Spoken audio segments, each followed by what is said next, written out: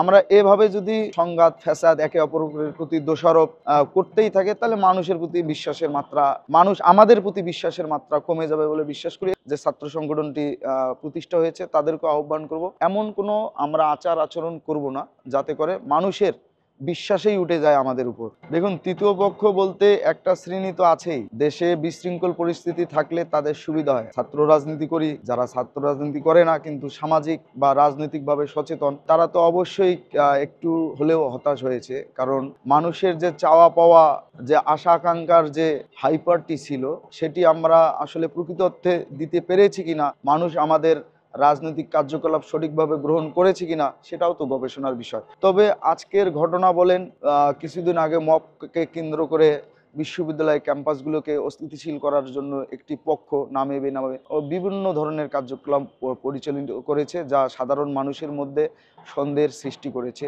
এই সন্দেহের যাতে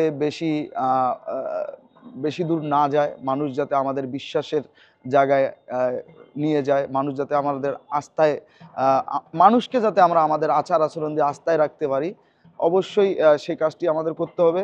আমরা এভাবে যদি সংঘাত ফ্যাসাদ একে অপরের প্রতি দোষারোপ করতেই থাকে তাহলে মানুষের প্রতি বিশ্বাসের মাত্রা আমাদের প্রতি বিশ্বাসের মাত্রা কমে যাবে বলে বিশ্বাস করি। এজন্যই আমি আবারও সকল ক্রিয়াশীল ছাত্র সংগঠনকে আহ্বান করব, নতুন যে ছাত্র সংগঠনটি প্রতিষ্ঠা হয়েছে তাদেরকে আহ্বান করব, এমন কোনো আমরা আচার আচরণ করব না যাতে করে মানুষের বিশ্বাসেই উঠে যায় আমাদের উপর।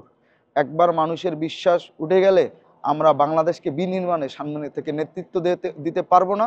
এজন্যই আমাদের সকলকে সহনশীল আচরণ করার জন্য আমি আহ্বান করব। দেখুন, তৃতীয় পক্ষ বলতে একটা শ্রেণী তো আছেই। দেশে বিশৃঙ্খল পরিস্থিতি থাকলে তাদের সুবিধা হয়। আপনি দেখুন, ইদানিং চোর ডাকাত বাটপারি ছিনতাই এগুলো কিন্তু বেড়ে গেছে। তৃতীয় পক্ষ তো তারাই। দেশে অরাজক পরিস্থিতির সৃষ্টি হলে এই পক্ষগুলো সবসময় সুবিধা পায়। এবং তৃতীয় পক্ষ বলতে আপনি আরও বোঝাতে পারেন, এখানে দেশি ও বিদেশি ষড়যন্ত্র চলে। কোনো রাষ্ট্র আবার দেশের কোনো মানুষ, তাদের উদ্দেশ্য অসৎ। তারা চায় না বাংলাদেশ স্টেবল থাকুক, তারা চায় না বাংলাদেশ গণতান্ত্রিক পন্থায় এগিয়ে যাক। তারা চায় বাংলাদেশে একটি বিশৃঙ্খল পরিস্থিতি তৈরি হলে তাদের উদ্দেশ্য সম্পূর্ণ করা সম্ভব হয়, তাদের লক্ষ্য পৌঁছানো সম্ভব হয়। এখানে তৃতীয় পক্ষ বিভিন্ন ধরনের হতে পারে। এই জন্যই আমি বলবো, আমাদের ছাত্র সমাজের আমাদের এখনই সবাই ভেদাভেদ ভুলে গিয়ে যার যার মত, সে তার মতাদর্শ ধারণ করবে, কিন্তু সব মতাদর্শের মূল কথা এক, দেশের স্বাধীনতা এবং সার্বভৌমত্ব, দেশের গণতান্ত্রিক পন্থা।